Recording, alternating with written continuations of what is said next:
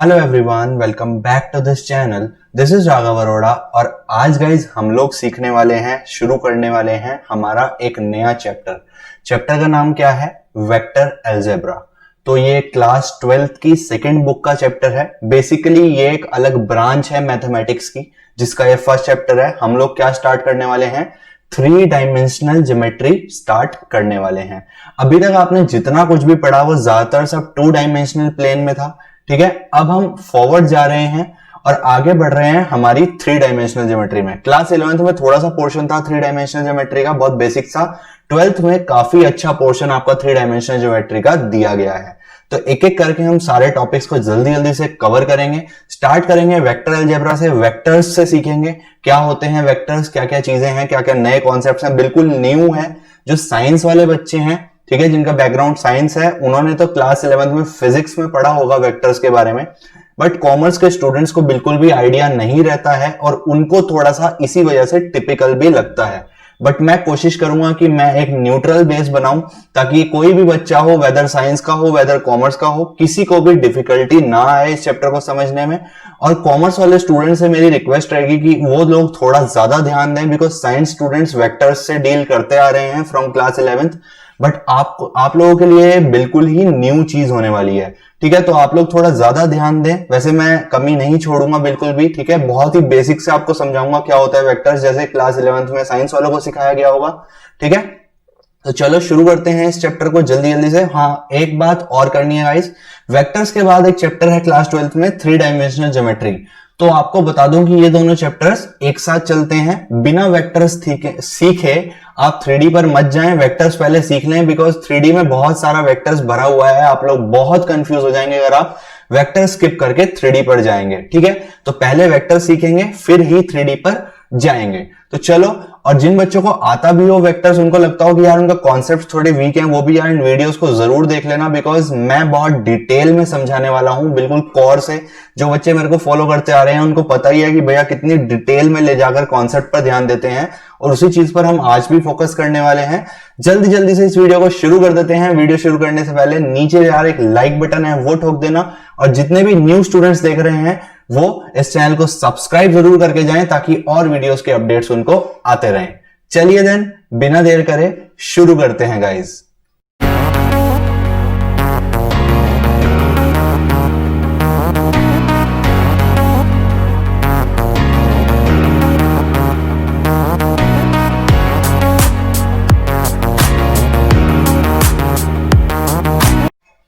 तो भाई, vector algebra name से ही कंफ्यूजन शुरू हो जाता है कि भैया ये वेक्टर होता क्या है। यार देखो, कुछ चैप्टर्स होते हैं जिनके नेम से थोड़ा फील आता है कि हाँ, मतलब जैसे डिफरेंशिएशन चैप्टर था तो लगता था हाँ डिफरेंशिएट करना है, ठीक है। सिमिलरली रियल नंबर्स चैप्टर होता है तो लगता है कि रियल नंबर्स के बारे में पढ़ना है। लेकिन वेक्टर या फिर वेक्टर्स, ये एक नया वर्ड आ गया आप लोगों के लिए कि ये वेक्टर होता क्या है। तो वेक्टर को समझने के लिए मेरी एक कहानी समझेंगे गाइस। आप लोग वेक्टर को समझने के लिए मेरी एक कहानी समझे। कहानी कुछ ऐसी है कि आपको मैं कुछ क्वेश्चंस करना चाहता हूं, मेरे क्वेश्चंस पर ध्यान दीजिए। फॉर एग्जाम्पल, मान लीजिए मैं आपसे एक क्वेश्चन पूछता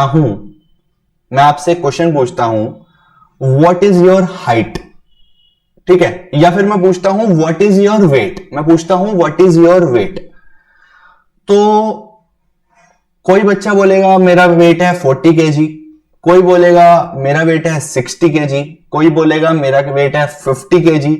थोड़ा बल्कि फैटी बंदा होगा तो वो बोलेगा मेरा वेट है भैया 85 kg, 90 kg। कोई स्लिम ट्रिम बंदा होगा तो वो बोलेगा भैया मेरा वेट है 40 kg, 35 kg।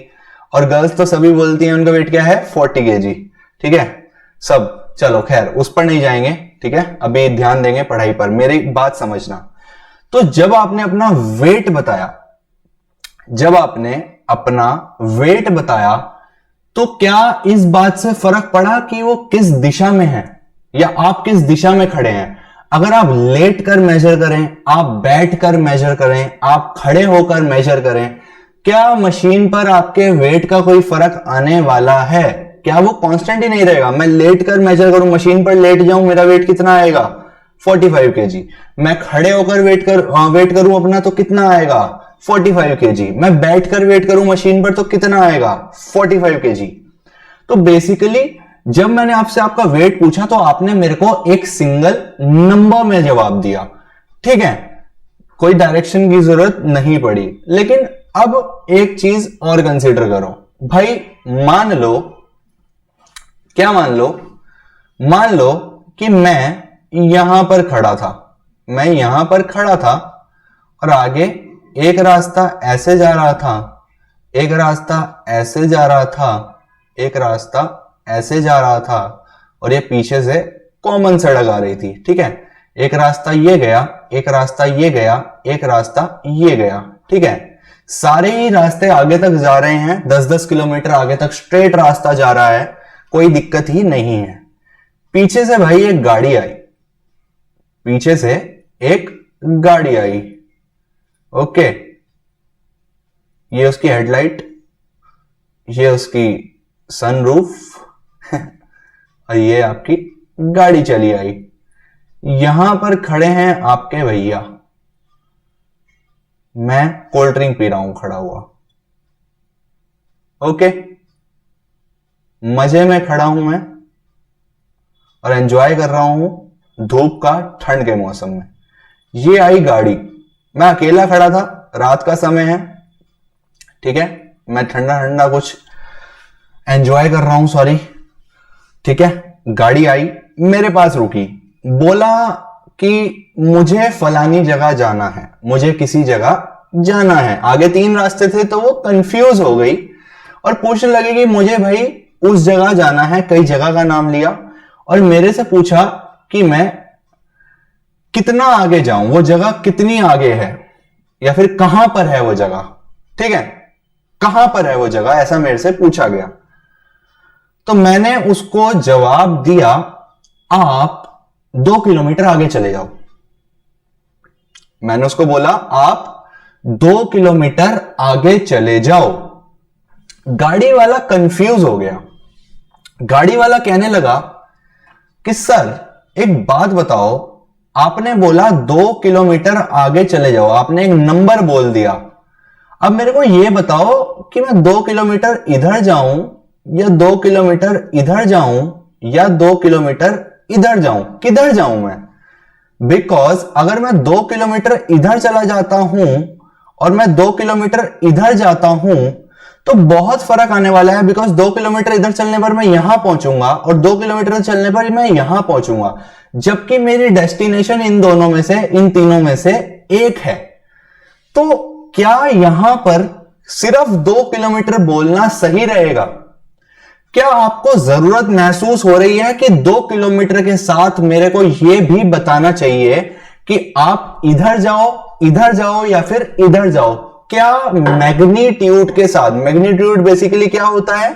मैग्नीट्यूड होता है नंबर, ठीक है, वजन बोल सकते हो आप एक तरह से मैग्नीट्यूड को, ठीक है। तो क्या यहां पर मैग्नीट्यूड के साथ मेरे को डायरेक्शन बतानी पड़ेगी भैया? बिकॉज अगर मैं डायरेक्शन नहीं बताऊंगा, सिर्फ बोल दूंगा 2 किलोमीटर आगे चले जाओ, तो किसी एक तरफ जाने से ही रास्ता सही आएगा और बाकी दिशाओं में जाने में रास्ता गलत हो जाएगा। तो क्या रास्ता बताने में मुझे दिशा बताने की जरूरत है, साथ के साथ ही कितने किलोमीटर्स हैं? क्या बात सही बोल रहा हूं मैं? लेकिन जब आपने वेट किया, तो अगर मैंने बोल दिया मेरा वेट 45 केजी है, तो क्या वो मेरे से क्वेश्चन करेंगे किस दिशा में है तेरा वेट? ऊपर की तरफ 45 है कि इधर की तरफ 45 है कि इधर की तरफ 45 है? नहीं करेंगे ना, ठीक है। लेकिन अगर कोई मेरे से रास्ता पूछता है तो क्या वहां पर दिशा बतानी जरूरी हो जाएगी? समझ रहे हो आप लोग? एक और एग्जांपल देता हूं मैं। मान लीजिए ये मेरा हैंड है और ये है मुक्का, ठीक है। अब मैं सेम जोर लगाऊंगा, ठीक है। मान लो मैं 5 न्यूटन की फोर्स लगाता हूं, ठीक है। ज्यादा कंफ्यूज मत ले, सिर्फ एग्जांपल दे रहा हूं। फोर्स न्यूटन से डरे मत। न्यूटन फोर्स की यूनिट होती है, फोर्स का मतलब जान लगाना। फिलहाल कॉमर्स वाले स्टूडेंट्स इतना समझे, वैसे तो 9-10 में थोड़ा बहुत फोर्स पढ़कर आए हो बेटा तुम, फिर भी चलो माफ किया। तो मैं 5 न्यूटन की फोर्स लगा रहा हूं इस हाथ पर, ठीक है। तो मेरे को एक बात बताओ, अगर मैं 5 न्यूटन की फोर्स ऐसे लगाता हूं, ऐसे ऐसे, तो क्या यह हाथ इधर पीछे की तरफ जाएगा? लेकिन अगर वही 5 न्यूटन की फोर्स मैं नीचे से ऊपर की तरफ लगाता हूं, ऐसे, तो क्या वो हाथ ऊपर चला जाएगा? न्यूटन, कितने न्यूटन की फोर्स है? 5 न्यूटन की।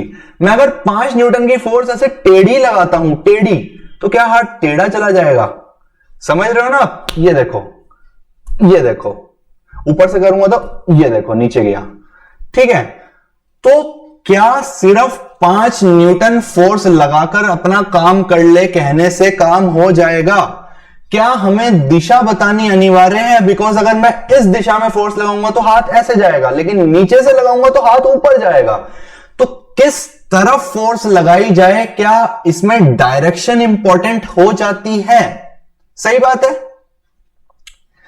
अब सिमिलरली बात करते हैं, मैं आपको बोलूं एक गिलास पानी भर दो, एक गिलास पानी भर दो, तो एक गिलास पानी भरने में मान लो 200 ml पानी आता है एक गिलास में, तो क्या मेरे को उस 200 ml पानी भरने में कुछ और बताने की जरूरत है कि ऊपर से भरो तो कम भरा जाएगा, नीचे से भरो तो ज्यादा भरा जाएगा?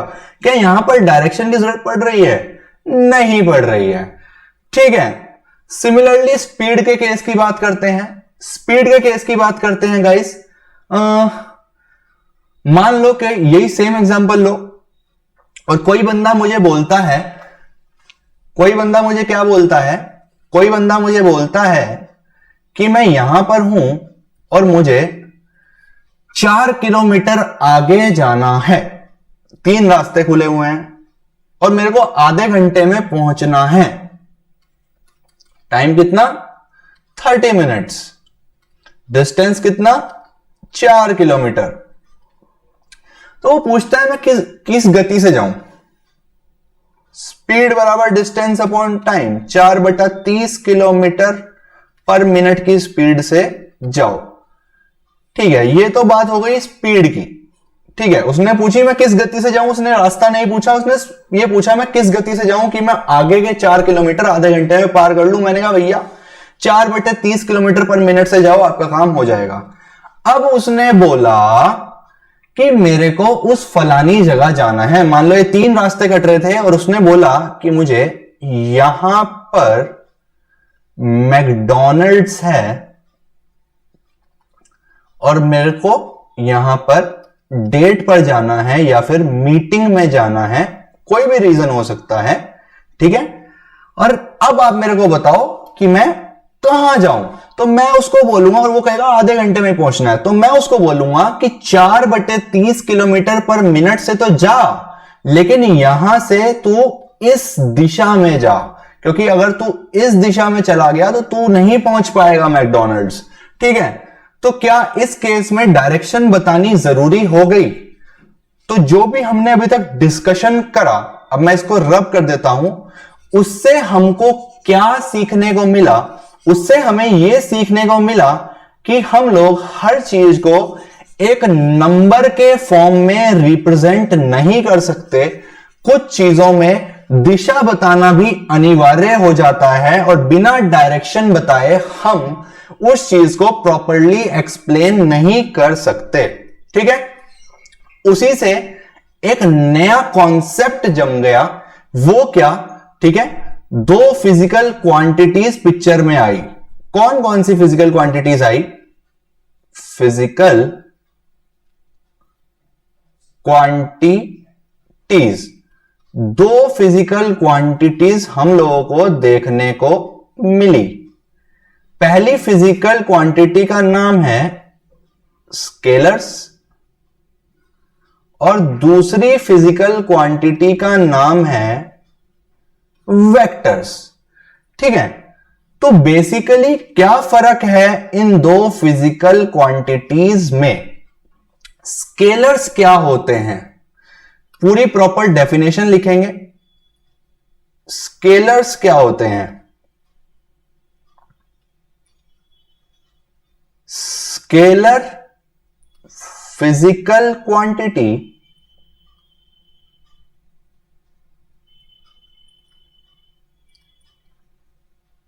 is that physical quantity,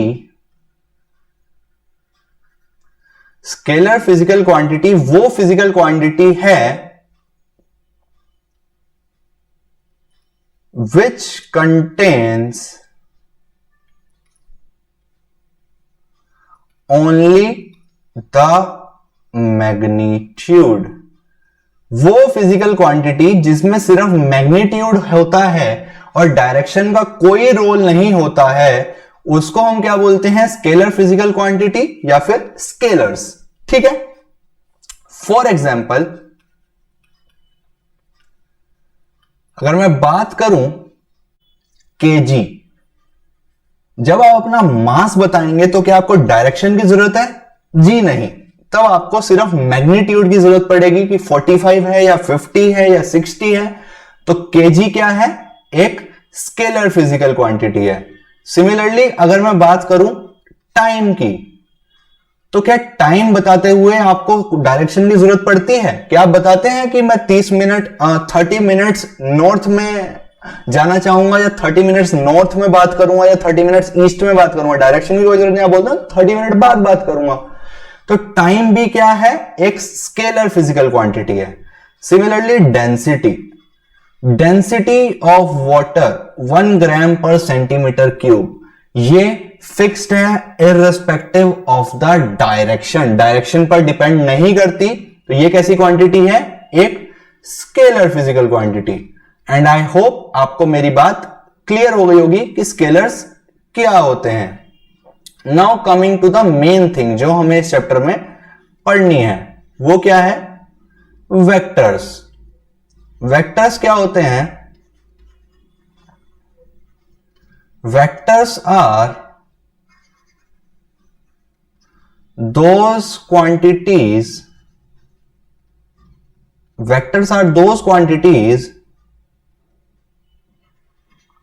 which contain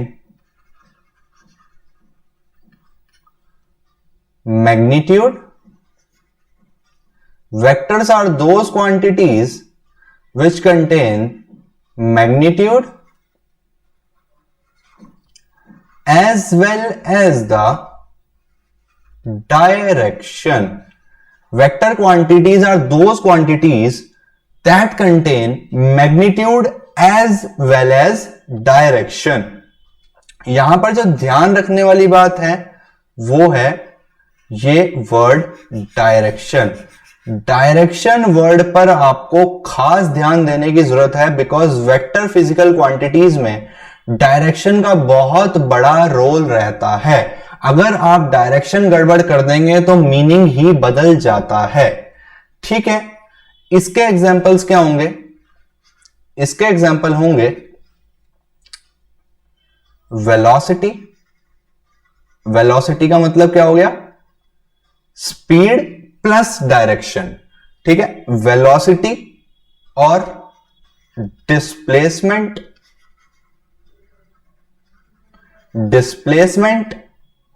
और क्या ले सकते हो आप?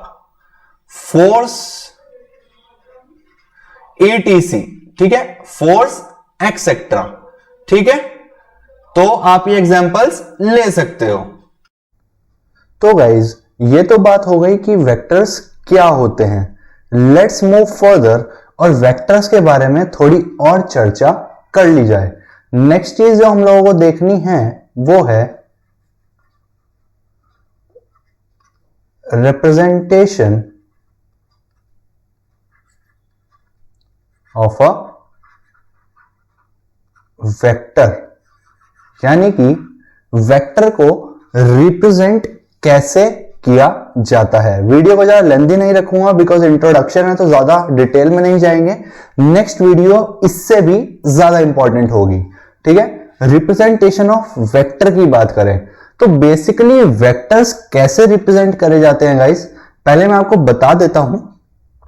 वेक्टर्स डायरेक्टेड लाइन की फॉर्म में रिप्रेजेंट करे जाते हैं। डायरेक्टेड लाइन का मतलब क्या हो गया? अगर मैं गाइस ऐसे ड्रॉ करता हूं एक लाइन, तो इसमें कोई डायरेक्शन क्लैरिफाई नहीं हो रही है कि ये किस डायरेक्शन में है, ठीक है। लेकिन अगर मैं इसके आगे ऐसे एरो लगा देता हूं, ऐसे, तो क्या पता लग रहा है कि ये इस डायरेक्शन में जा रही है लाइन, ठीक है। अब बेसिकली लाइन क्या होती है, जो इनफाइनाइट तक जाती है, लेकिन यहां पर हम लाइन सेगमेंट्स की बात करेंगे। लाइन सेगमेंट्स का मतलब क्या हो गया कि ये फिक्स्ड लेंथ की लाइन है। और डायरेक्टेड लाइन सेगमेंट का क्या मतलब हो गया, डायरेक्टेड लाइन सेगमेंट का मतलब हो गया कि एक फिक्स्ड लेंथ की लाइन जिसके पास अपनी एक डायरेक्शन हो। बिकॉज जब मैंने एरो लगा दिया इसका मतलब ये इस डायरेक्शन में है, लेकिन अगर मैं अब एक चीज बनाता हूं कुछ इस तरह से, ऐसे और ऐसे, ठीक है, just give me a second, ऐसे और ऐसे, तो आप क्लियरली कह सकते हो कि ये एक अलग चीज है और ये एक अलग चीज है, बिकॉज इसकी डायरेक्शन इधर है और इसकी डायरेक्शन इधर है, ठीक है। तो बेसिकली वेक्टर्स में सारा डायरेक्शन का खेल रहता है। डायरेक्शंस को लेकर काफी ध्यान रखेंगे आप, डायरेक्शंस का ही ज्यादा गेम है, ठीक है। तो अगर मैं इसको ए बोल दूं और इसको बी बोल दूं, ठीक है, तो और जो इसकी लेंथ है उसको क्या बोल दूं मैं, उसको बोल दूं स्मॉल आर, ठीक है, जो इसकी लेंथ है। तो जो आप इसको नाम देंगे, इसका नाम क्या होगा, जहां से शुरू हुआ वो पहले ए, जहां खत्म हो रहा है, बेसिकली फाइनल माइनस इनिशियल है, ये खत्म हो रहा है यहां पर, ये शुरू हो रहा है, जहां से शुरू हुआ है वो बाद में, आई एम सॉरी मैंने पहले बोला ना पहले, वो बाद में, और जहां खत्म हुआ है वो पहले, बेसिकली ए बी। और क्योंकि ये एक वेक्टर है तो इसके ऊपर एक छोटा सा इस तरह से आप वेक्टर बता दीजिए, जिससे पता लग जाए कि ये वेक्टर क्वांटिटी है। तो इस ए बी को आपने क्या बोला, ए बी वेक्टर। अगर कुछ इस तरह से गिवन हो, just give me a second ताकि मैं एक अच्छी सी लाइन बना पाऊं। अगर कुछ इस तरह से गिवन हो, ये सी डी इस तरह से गिवन हो, तो और इसको क्या बोलेंगे, इस वेक्टर को क्या बोलेंगे, सी डी वेक्टर, ठीक है। जिधर एरो है वो बाद में आता है, ओके, क्योंकि यहां से स्टार्ट हुआ और यहां पर खत्म हुआ, तो बेसिकली ये क्या है, इनिशियल पॉइंट, और ये क्या है, ये है फाइनल पॉइंट। तो बेसिकली जो रिप्रेजेंटेशन होता है वेक्टर का, जो रिप्रेजेंटेशन होता है वेक्टर का, a vector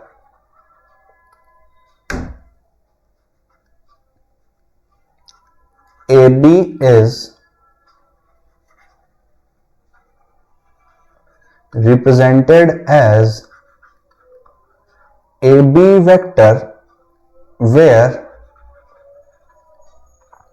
B is the terminal point, जहां पर जो B है वो क्या है, terminal point, and A is the just give me a second,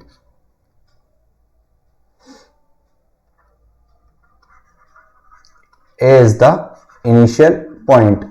मैं हल्का सा स्केप्टिकल हो रहा था इनिशियल और टर्मिनल को देखकर, एक मिनट चेक कर लेते हैं फिर फाइनलाइज करेंगे, बिकॉज मैं कुछ भी क्रैम करके नहीं बैठता हूं, मैं डायरेक्टली कॉन्सेप्ट डिलीवर करता हूं, ठीक है। और रिटन लैंग्वेज की आपको जरूरत कम पड़ेगी जब आप एक बार सीख जाएंगे, इसलिए मैं भी याद नहीं करता हूं। अभी हाथ के हाथ वेरीफाई कर लेते हैं।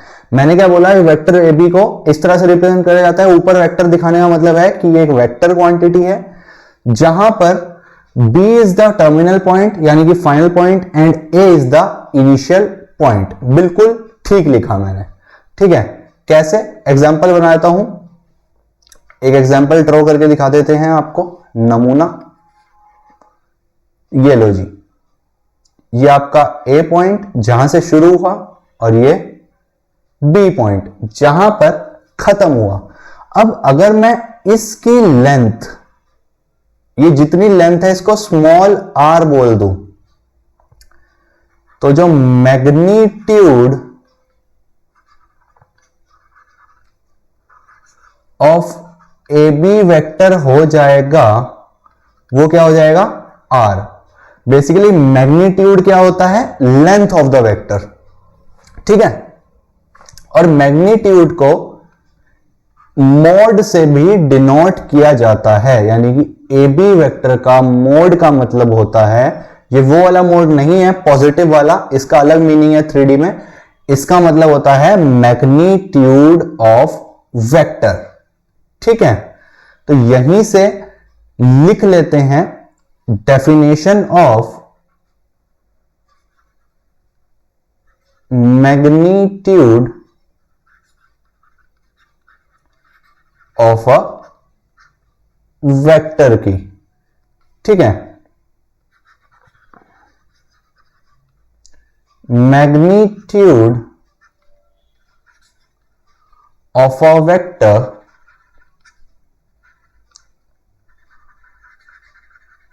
is nothing but simply the length of the vector, ठीक है। For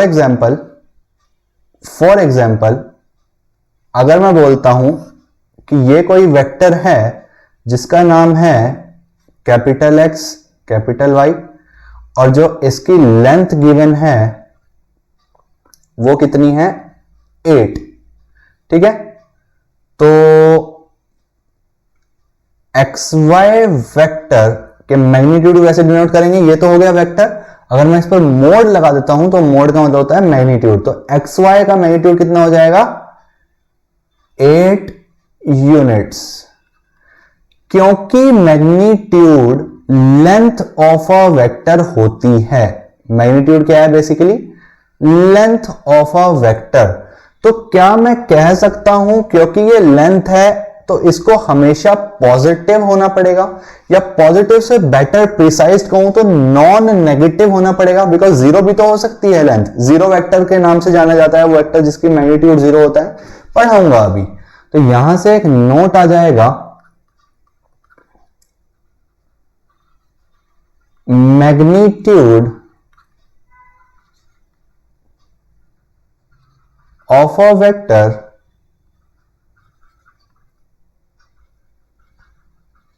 will always be non-negative। non-negative का मतलब that is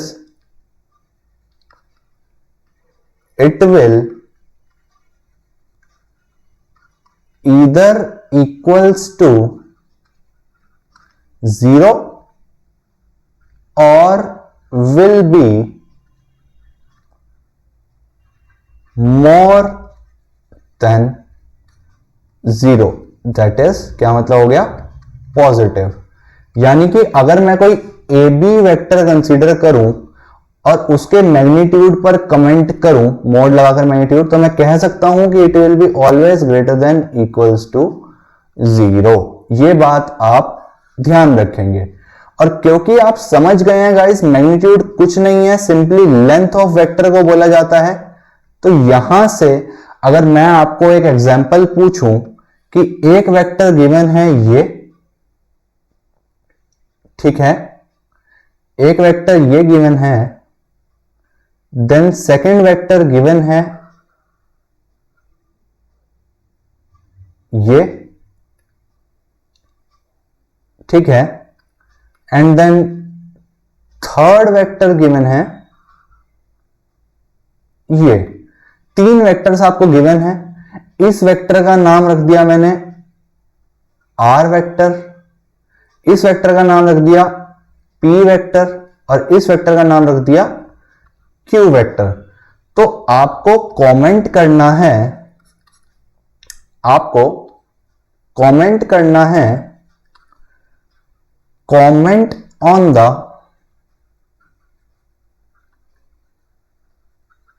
magnitudes of the given vector. आप इनके मैग्नीट्यूड्स के बारे में क्या कह सकते हैं? तो मैं यहां से क्लियरली कह सकता हूं कि जो आर वेक्टर का मैग्नीट्यूड है, आर वेक्टर के मैग्नीट्यूड को कैसे डिनोट करेंगे? मोड लगाकर। जो आर वेक्टर का मैग्नीट्यूड है यानी कि जो आर वेक्टर की लेंथ है वो ज्यादा है पी वेक्टर के मैग्नीट्यूड से, और पी वेक्टर का मैग्नीट्यूड ज्यादा है क्यू वेक्टर के मैग्नीट्यूड से, because magnitude is nothing but the length of the vector. और अगर आपको वेक्टर बनाकर ही दे दिया तो सिंपली आप देखकर बता सकते हो कि यार देखो आर वेक्टर की लेंथ सबसे ज्यादा है, पी वेक्टर की उससे कम है और क्यू वेक्टर की सबसे कम है। तो क्लियरली आप वेक्टर देखकर तो मैग्नीट्यूड पर एकदम कमेंट कर सकते हैं। ठीक है गाइस, आई होप आपको मेरी बात क्लियर हुई। अभी तक हमने क्या क्या पढ़ा? अभी तक हमने स्टार्टिंग में सीखा कि क्या होते हैं वेक्टर्स। मैंने आपको एक कहानी सुनाकर इंपॉर्टेंस बताई वेक्टर्स की, कि डायरेक्शन का कितना बड़ा रोल रहता है कुछ चीजों में। उसके बाद हमने दो तरह की फिजिकल क्वांटिटी सीखी, एक स्केलर्स, एक वेक्टर्स। स्केलर्स क्या होते हैं वो देखा, जिसमें डायरेक्शन की जरूरत नहीं होती। वेक्टर्स क्या होते हैं वो तो अब हम देखते ही रहेंगे। ठीक है, तो बेसिकली हमने क्या क्या देखा अभी तक?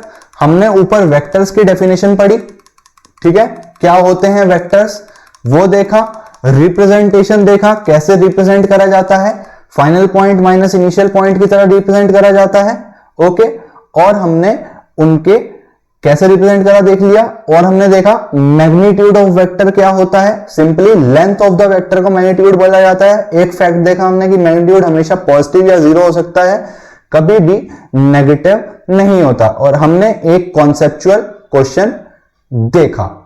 ठीक है, आई होप आपको मेरी बात यहां तक की क्लियर हो गई होगी। अब बात करते हैं डायरेक्शन ऑफ द वेक्टर पर। नेक्स्ट क्या देखेंगे? Direction of the vector. Direction of the vector, तो इसमें कुछ खास देखने को नहीं है। इसको लिखने का मुद्दा सिर्फ यही है कि मैं आपको सिग्निफिकेंस बता पाऊं वेक्टर्स की डायरेक्शन की। फॉर एग्जांपल एक वेक्टर मैंने बनाया ये, और देन एक वेक्टर मैंने बनाया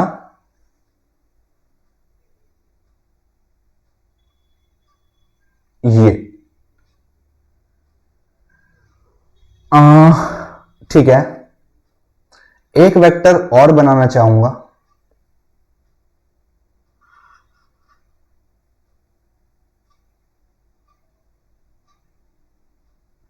एक वेक्टर बनाया ये, इसको नाम दिया पी वेक्टर, इसको नाम दिया क्यू वेक्टर और इसको नाम दिया आर वेक्टर। ठीक है भाई, क्या मैं कह सकता हूं पी वेक्टर क्यू वेक्टर के बराबर है? भाई देखो लेंथ तो सेम है, मैग्नीट्यूड सेम है, लेकिन पी वेक्टर इधर जा रहा है, क्यू वेक्टर इधर जा रहा है, तो डायरेक्शन सेम नहीं है। और that's the reason why P vector is not equals to Q vector. यहां से जो कॉन्सेप्ट निकल कर आता है वो निकल कर आता है इक्वालिटी ऑफ टू वेक्टर्स का। क्या निकल कर आता है? Two vectors are said to be equal if their magnitude as well as directions are equal. दो वेक्टर्स के इक्वल होने में सिर्फ मैग्नीट्यूड का रोल नहीं होता है, उनकी डायरेक्शंस भी सेम होना अनिवार्य है. ठीक है गाइज, आई होप आप ये बात ध्यान रख पाएंगे. ठीक है, ये तो हमने बेसिक चर्चा कर ली. ठीक है, अब थोड़ी सी चर्चा और कर ली जाए. देखते हैं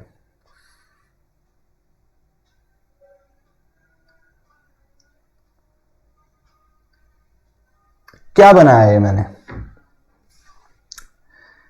ये मैंने बनाया, क्या बनाया, थोड़ा सा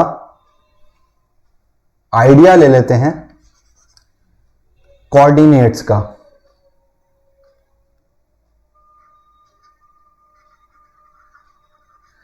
theory of dimensions.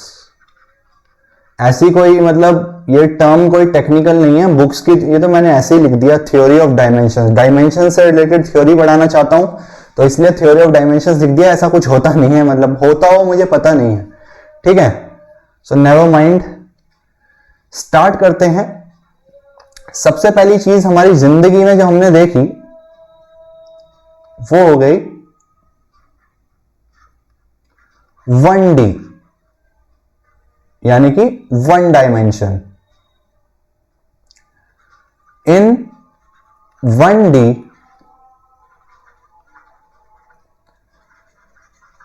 we can determine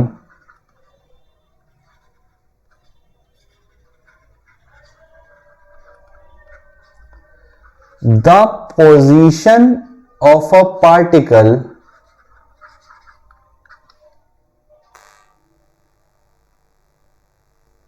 with the help of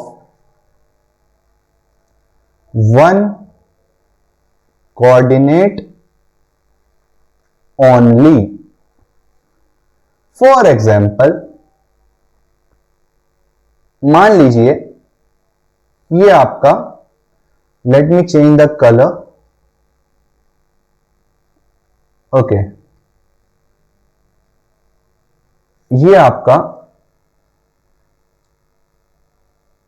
1 dimensional part है और मान लीजिए आपकी ये x एक्सिस है. This can be y axis, this can be z axis, but the condition is in 1 dimension only 1 axis will be there. ठीक है, तो मैंने x एक्सिस ले लिया. बेसिकली 1 डायमेंशन में आपको सिर्फ एक ही कोऑर्डिनेट की जरूरत पड़ेगी किसी भी पार्टिकल की पोजीशन डिटरमाइन करने में. फॉर एग्जाम्पल, अगर मैं आपसे बात करता हूं कि मान लीजिए ये 0 है, this is 1, this is 2, this is 3, this is 4, 5, 6, 7, और मान लीजिए मैं यहां पर बैठा हूं. ठीक है, मेरे थोड़े से बाल भी हैं and these are my ears. तो मेरी पोजीशन क्या होगी? मेरी पोजीशन ऑफ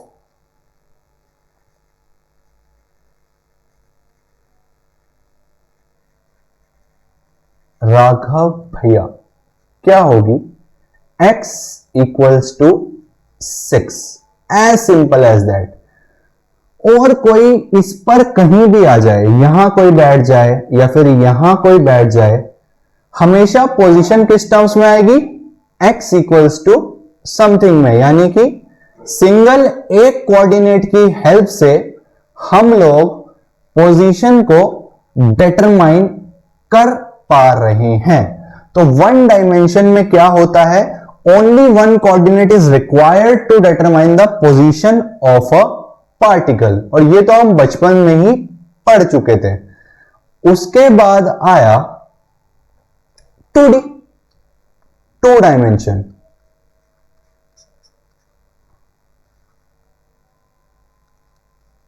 इन 2D यानी कि इन 2 dimensions one can determine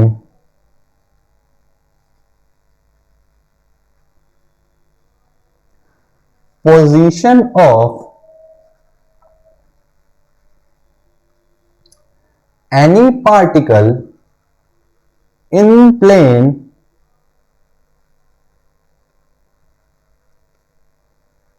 with the help of two coordinates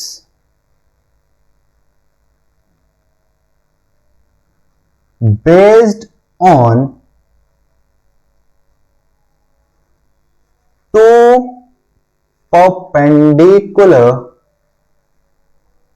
axes। तो 2D में क्या होता है, 2D में अगर आपको किसी पार्टिकल की पोजीशन डिटरमाइन करनी है तो उसके लिए आपको दो कोऑर्डिनेट्स की आवश्यकता पड़ेगी। फॉर एग्जाम्पल मान लीजिए ये टेबल मान लीजिए, ठीक है, ये टेबल रखी है, टेबल मान लीजिए। अगर इस टेबल पर कोई पार्टिकल है, सबसे पहले तो मान लेते हैं कि ये मेरी फिंगर है, ये पेन है। ये पेन किसका एग्जाम्पल है, वन डायमेंशन का एग्जाम्पल है, बिकॉज आप इस पर किसी भी पार्टिकल की पोजीशन को एक सिंगल कोऑर्डिनेट के टर्म्स में लिख सकते हो, x equal to 1, x equal to 2, x equal to 3, x equal to 4।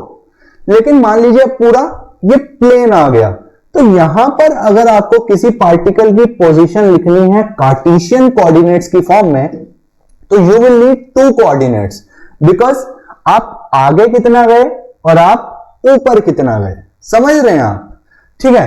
तो आई होप 2D तो सबको क्लियर ही होगा, एज सच कोई 2D में तो इश्यू नहीं होगा, 2D बहुत आसान होता है और बचपन से पढ़ते आ रहे हैं तो इस पर ज्यादा दिमाग नहीं खपाएंगे। ओके, तो अगर मैं 2D ड्रॉ करता हूं, ये लीजिए, नेगेटिव में हो गया, चलेगा क्या, पॉजिटिव ही बनाऊं, 2D बना देते हैं।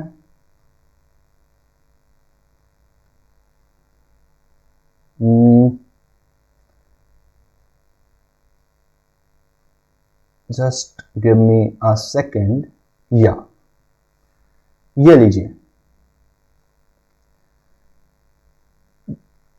एक्स एक्सेस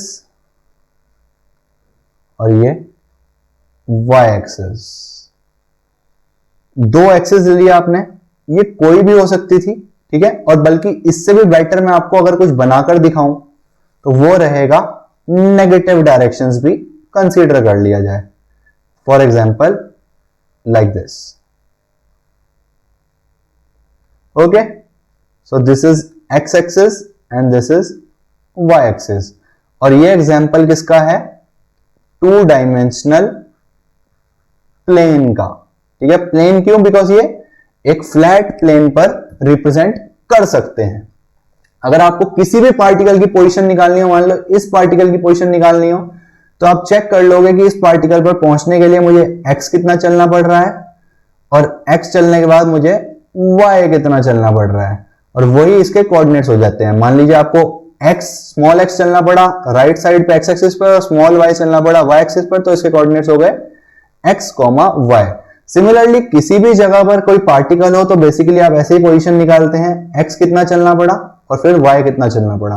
मान लीजिए आपको लेफ्ट साइड पर चलना पड़ा, कितना r चलना पड़ा, और ऊपर कितना चलना पड़ा, q। तो कोऑर्डिनेट्स क्या आएंगे, -r, +q, बिकॉज आप नेगेटिव साइड पर चले हैं ओरिजिन के। ओरिजिन क्या होता है, ये होता है 0, 0। I hope this is pretty clear और इसमें ज्यादा घुसने की जरूरत नहीं है। नेक्स्ट चीज है 3 डायमेंशंस, दैट इज 3D। ये पढ़ाने के लिए पिछले 2 बताए गए। इन 3 dimensions one can determine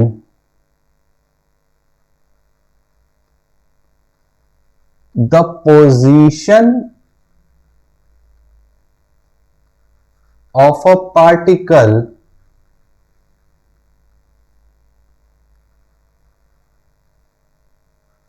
with the help of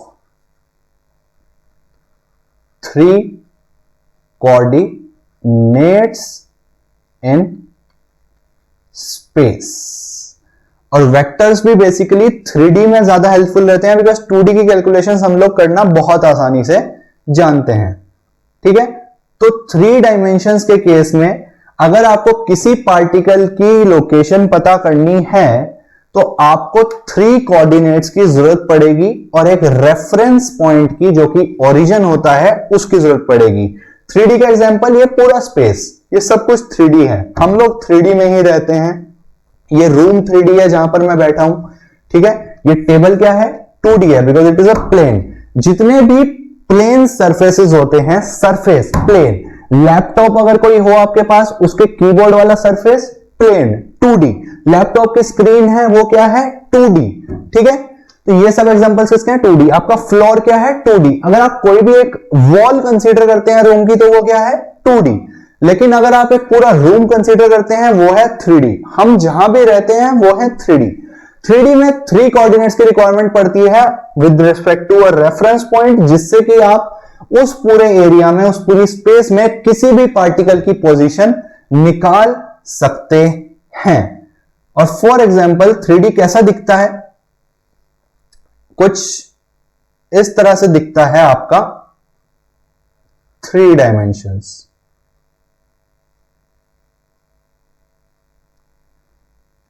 कोशिश करेंगे समझने की। ये आपकी X axis, for example X कोई भी हो सकती थी, ये आपकी Y axis and this is your Z axis. अब ये जो जेड एक्सिस है गाइस, ये टेढ़ी नहीं है, ये जेड एक्सिस है, ये टेढ़ी नहीं है, ये कुछ इस तरह से है, इस तरह से समझने की कोशिश करो। X axis, Y axis, Z axis आगे की तरफ है, इसको ना टेढ़ा होकर देखो, ऐसे देखो, जेड की तरफ देखो। तो बेसिकली ये क्या है, ये है एक्स वाई प्लेन हो गया। प्लेन समझ रहे हो आप, कैसे समझाऊं, समझाते हैं, तभी तो समझाने वाले टीचर हैं हम, तभी समझाएंगे भैया। टीचर का काम होता है समझाना। प्लेन बनाते हैं आपके लिए, कोशिश करता हूं अगर मैं बना पाऊं, एंड फॉरगिव मी अगर मैं नहीं बना पाऊं। अगर मैं प्लेन बनाने की कोशिश करता हूं,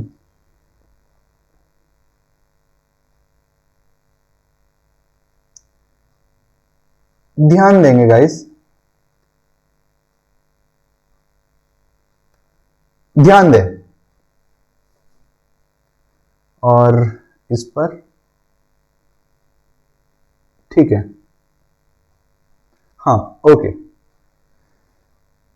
इसको मैं शेड कर देता हूं। ध्यान देंगे अब बेसिकली यहां पर क्या हो रहा है, अगर आप किसी भी प्लेन में यानी कि 2D में एक और कोऑर्डिनेट इंट्रोड्यूस कर देते हो perpendicular to the previous 2 coordinates, तो वो क्या बन जाता है, 3D बन जाता है। यानी कि in 3 dimensions all the 3 axis are mutually perpendicular to each other. सारी की सारी एक्सिस आपस में क्या होंगी, म्यूचुअली परपेंडिकुलर। यानी कि अगर मैं बात करूं एक्स एक्सिस और वाई एक्सिस की, एक्स एक्सिस और वाई एक्सिस आपस में क्या है, perpendicular.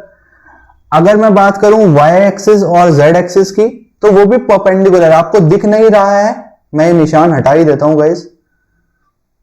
Oh shit, just give me a second. या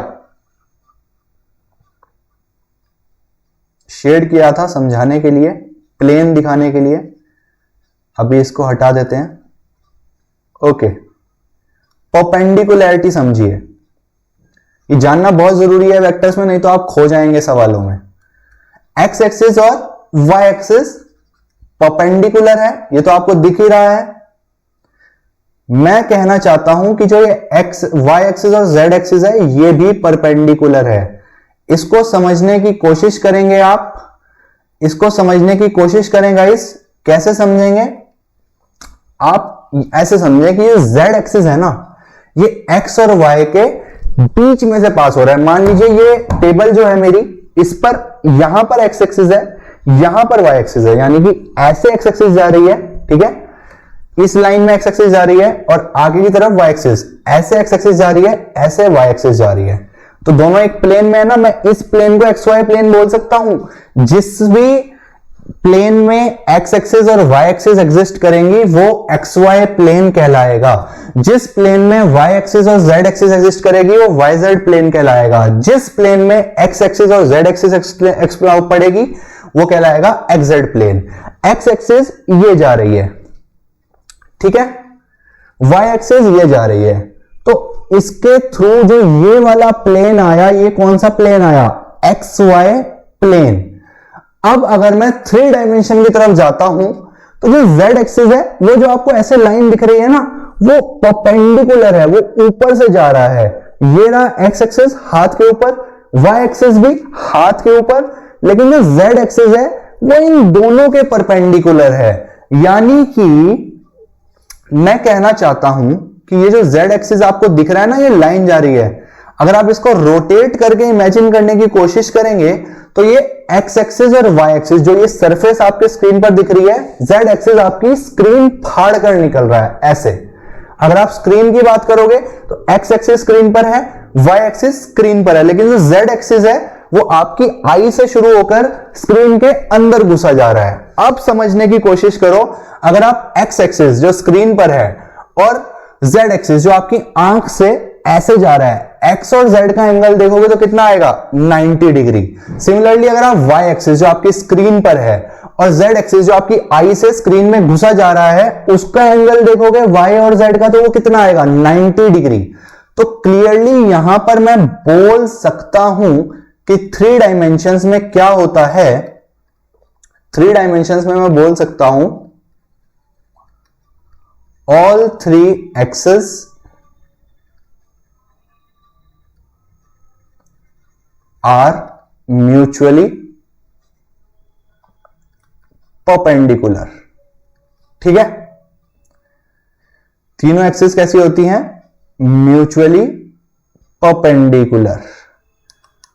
अब मान लीजिए आपको किसी पार्टिकल की लोकेशन देखनी है, ठीक है, तो कैसे देखोगे आप, मान लीजिए यहां पर कोई पार्टिकल है, यहां पर ये कोई पार्टिकल है, तो मैं देखूंगा कि x में कितना चले, पहले ये हो गया, उसके बाद y में कितना चले,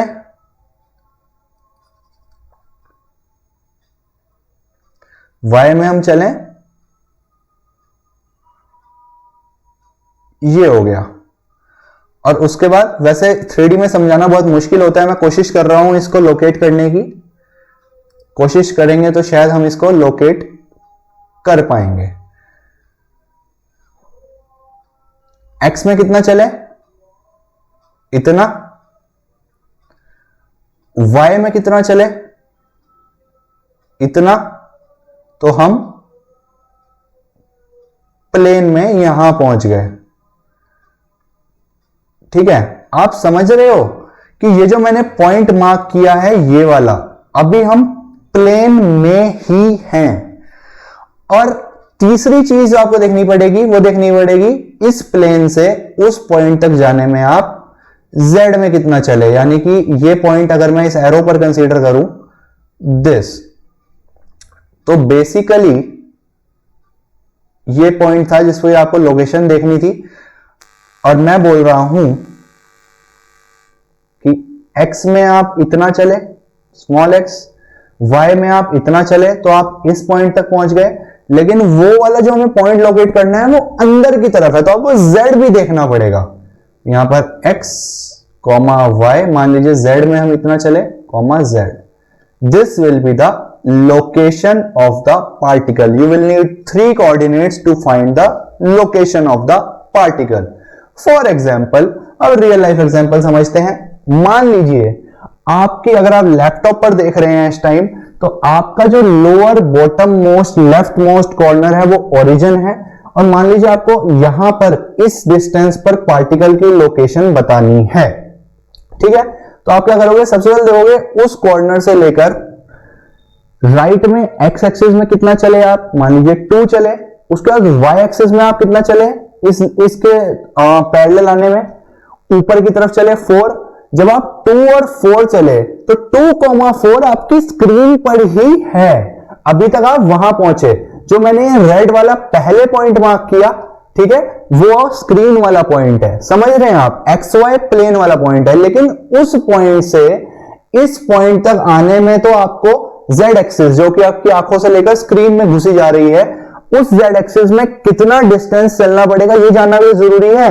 बिकॉज वहीं पर रुक गए तो इस पॉइंट की भी, इस पॉइंट की भी, इस पॉइंट की भी, उस XY प्लेन के पॉइंट के पैरेलल जितने भी पॉइंट्स हैं ये वाले, सबकी लोकेशन सेम हो जाएगी अगर हम 2D रेस्पेक्ट में देखें। इसीलिए थर्ड डायमेंशन बतानी जरूरी है to exactly locate this point.